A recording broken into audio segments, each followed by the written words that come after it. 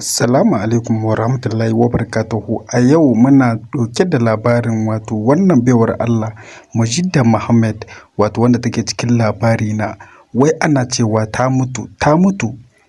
To me kallo ne idan har ka san gaskiyar lamarin labarin wannan ka shigo comment section ka rubuta mana gaskiyar labarin saboda mutane suna cece-kuce akan mutuwar wannan baiwar Allah. Shin ta mutu da gasken ne ko ko a'a wai kawai ana yi ne a social media? Ƙarya ce. Wanda ya san labarin gaskiyar mutuwarta ya kamata a ce ya fito ya bayyana duniya ko kuma ita ta fito ta yi bayani akan wannan labarin da yake yaduwa a social media.